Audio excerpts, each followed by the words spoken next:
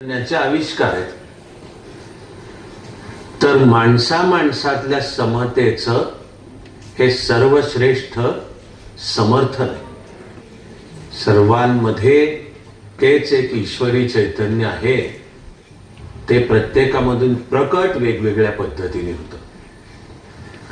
असं लक्षात आल्यावर मुखातून मुळामध्ये सर्व विश्वाच्या कल्याणाची प्रार्थनाच बाहेर पडेल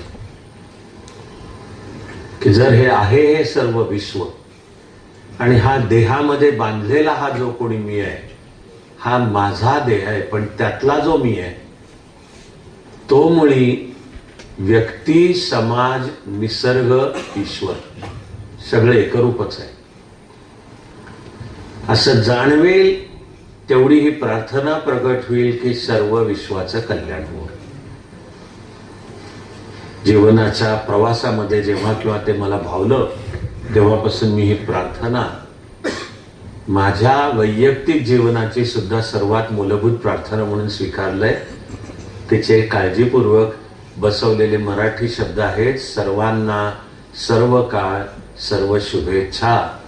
ही आपली हजारो वर्ष चालत आलेली संस्कृत मधली प्रार्थना सर्वेत्र सुखिनः सन्तु.